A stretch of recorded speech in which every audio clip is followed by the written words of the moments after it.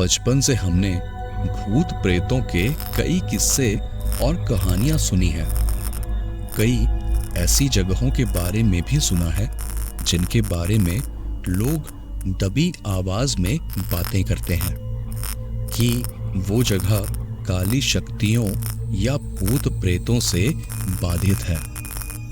फिर चाहे वो कोई वीरान इलाका हो या बरसों से खाली पड़ी कोई इमारत, ऐसी जगहों पर भयानक काले साए मंडराते रहते हैं और वो जगह विचित्र घटनाओं का केंद्र बन जाती है। कोई भी इंसान ऐसी जगहों में जाना नहीं चाहता। कुछ लोग इन सब पर यकीन नहीं रखते। उन्हें ये बातें बस सुने सुनाए किस्सों की तरह लगती हैं। जब तक मेरी ही तरह वो इन सब का अनुभव वास्तविकता में नहीं कर लेते। आखिर डर एक वास्तविकता है। नमस्कार दोस्तों, मेरा नाम आशीष है और आप सुन रहे हैं हिंदी हॉरर बुक की कहानियां। दोस्तों, आज की ये कहानी मुझे एक सब्सक्राइबर ने कुछ दिनों पहले ही ईमेल से भेजी थी। उनके कहने पर मैंने कहानी में उनका नाम और ये घटना जहां घटित हुई थी उस जगह का नाम बदल दिया है। उनके अनुभव को आधार बनाते हुए आइए सुनते हैं दीपक की कहानी मेरी आवाज में। दोस्तों, मेरा नाम दीपक है। वैसे तो मैं भारत के एक राज्य मध्य प्रदेश का निवासी हूं, लेकिन नौकरी की वजह से मैं और मेरा परिवार अब एक दूसरे राज्य में रहते हैं। आज मैं आपसे अपने उन अनुभवों को साझा करना चाहता हूं जिन पर कम ही लोग विश्वास करते हैं। ये बात उन दिनों की है जब मैं और मेरा परिवार मध्य प्रदेश में रहते थे। मेरे पिता एक सरकारी कर्मचारी थे और माँ घर संभालती थी। मेरा एक छोटा भाई भी है जो उस समय 11वीं कक्षा में पढ़ाई कर रहा था। मेरी स्कूल की पढ़ाई पूरी हो चुकी थी और पिताजी चाहते थे मैं आगे इंजीनियरिंग की पढ़ाई करूं, लेकिन हम जहां रहते थे वहां कोई खास कॉलेज नहीं था। मेरे कुछ रिश्तेदार मध्य प्रदेश के एक बड़े शहर में रहते थे। एक बार किसी पारिवारिक उत्सव के चलते हमें उस शहर जाना पड़ा। हमारा घर उस बड़े शहर से कुछ 300-350 किलोमीटर दूर रहा होगा। पारिवारिक उत्सव समाप्त होने के बाद पिताजी ने रिश्ते के बड़े भाई के साथ मिलकर उस बड़े शहर में ही कॉलेज देखे थे। वो बड़े भाई भी पेशे से इंजीनियर थे। मेरे पिता और उनकी राय थी कि मैं इंजीनियरिंग की पढ़ाई उसी शहर से करूं। जल्द ही मेरा दाखिला उस शहर के एक प्रतिष्ठित कॉलेज में करवा दिया गया। कुछ दिनों बाद मुझे यहाँ से उस शहर के लिए शिफ्ट होना था। उस समय पिताजी के एक मित्र, जिन्हें हम सब बाबू साहब कहते थे, उन्होंने उस शहर के पास ही उनके खाली पड़े रेस्ट हाउस में मुझे रुकने की सलाह दी। बाबू साहब का रेस्ट हाउस काफी सालों से वीरान पड़ा था। वो और उनका परिवार कुछ 15-20 साल पहले ही मुंबई शिफ्ट हो चुके थे।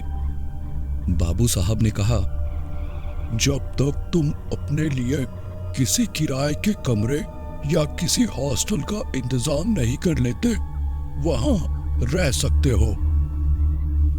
उस शहर से लौटने के कुछ दिनों बाद जब मैं अपनी पैकिंग और शिफ्टिंग की बाकी तैयारियां कर रहा था, क्योंकि मैं अपने घर से पहली बार ये रहने दूसरे शहर जा रहा था, मेरी माँ ने मुझे रेस्ट हाउस में रुकने से मना किया था। बाबू साहब का रेस्ट हाउस शहर के बाहरी इलाके में होने की वजह से कई सालों से खाली पड़ा था। वहां एक चौकीदार तो था, लेकिन वो भी रात को रेस्ट हाउस से कुछ दूरी पर बने सर्वेंट्स क्वार्टर चला जाता था। लेकिन मेरा कॉलेज वहां से बस 8-10 किलोमीटर ही दूर था और कॉलेज की बस भी रेस्ट हाउस के पास से गुजरती थी। इसलिए मैंने भी कॉलेज के शुरुआती दिनों में नए कमरे की तलाश करने से पीछा छुड़ाते हुए रेस्ट हाउस में रहने को झट से हाँ कर दी। मेरे पिता मुझे छोड़ने आए।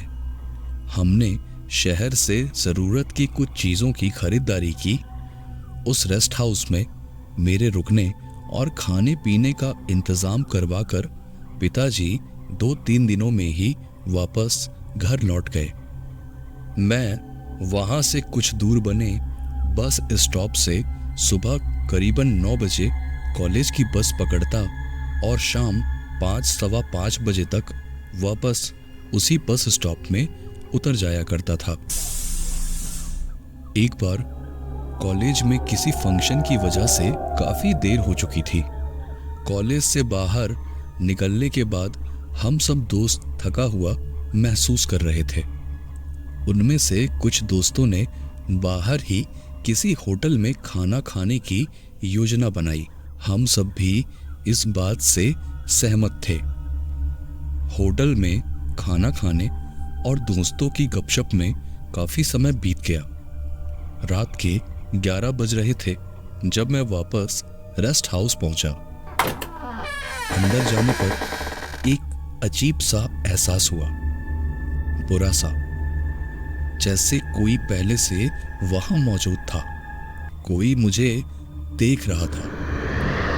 मैंने थकावट की वजह से इन सब पर ज्यादा ध्यान नहीं दिया और अपने कमरे में सोने चला गया।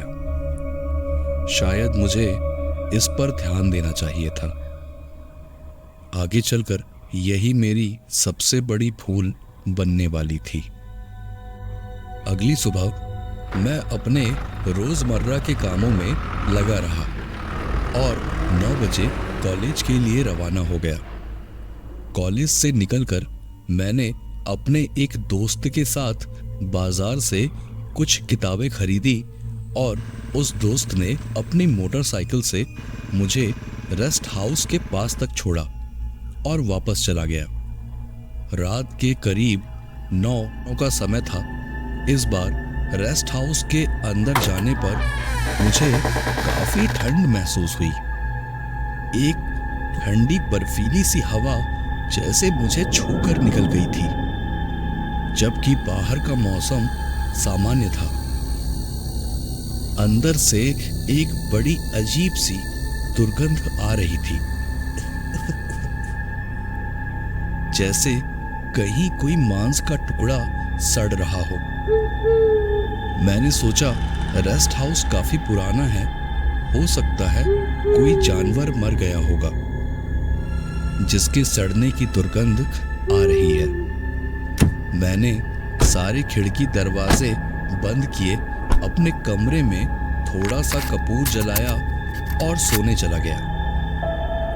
रात करीबन 2-2:30 बजे मेरी नींद कुछ आवाजों की वजह से टूट गई, जैसे बाहर के हॉल में कोई दीवारों और फर्नीचर को खरोच रहा था।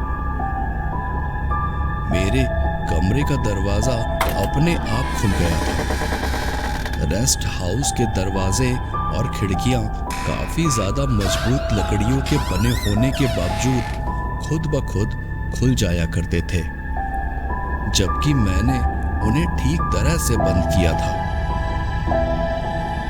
इन सब से परेशान होकर मैंने अपनी माँ को कुछ दिनों के लिए यहाँ रहने बुला लिया।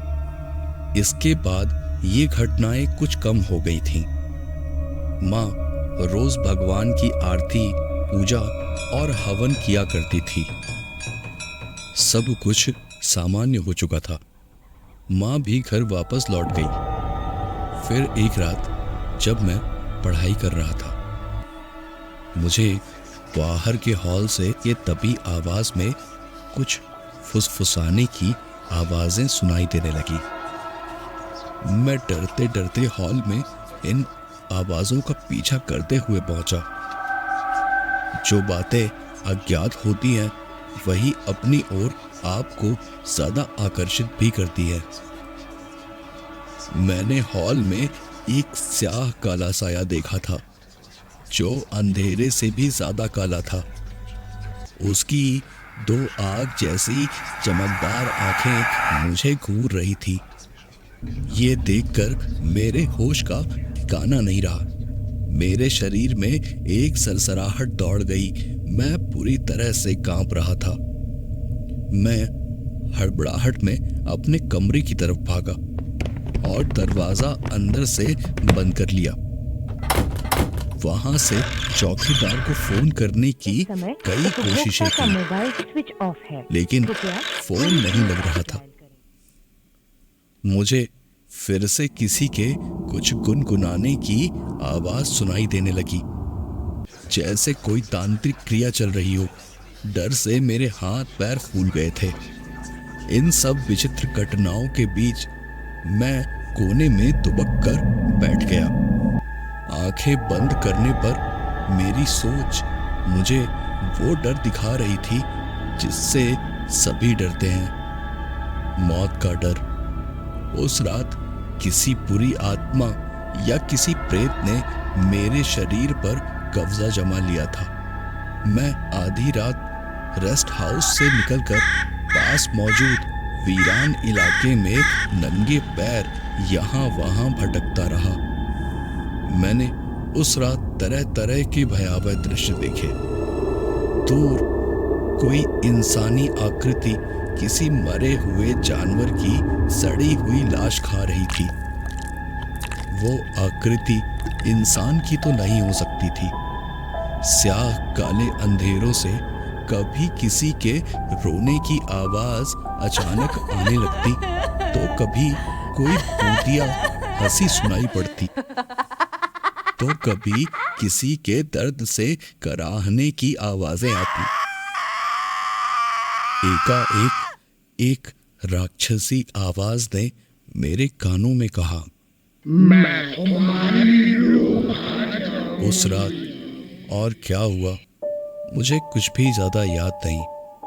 अगली सुबह मैं रेस्ट हाउस के चौकीदार को बाहर बेहोश पड़ा मिला था। शाम तक मेरे पिता और माँ यहाँ आ चुके थे। पास ही मौजूद एक देव स्थान पर मेरी झाड़ फूक भी करवाई गई थी। देव स्थान के एक साधु ने बताया, जिस जमीन पर रेस्ट हाउस बना है वो किसी जमाने में भूत प्रेत और शमशान से संबंधित तांत्रिक क्रियाओं का गढ़ रहा है। उसी दिन मेरे पिताजी ने रेस्ट हाउस खाली करवाया और मुझे अपने साथ घर ले गए। उसके बाद मैंने अपनी आगे की पढ़ाई कॉलेज के ही हॉस्टल में रहकर पूरी की है। तो दोस्तों, ये थी दीपक की कहानी। कहानी के बारे में अपनी प्रतिक्रिया कमेंट में जरूर बताएं। साथ ही वीडियो को लाइक और चैनल को सब्सक्राइब जरूर कीजिए, जिससे हम आपके लिए नई नई कहानियां लाते रहें। आप अपनी आप बीती भी हमारे साथ डिस्क्रिप्शन में दिए गए ईमेल के माध्यम से साझा कर सकते हैं। तो दोस्तों, मिलते हैं अगली कहानी में। धन्यवाद।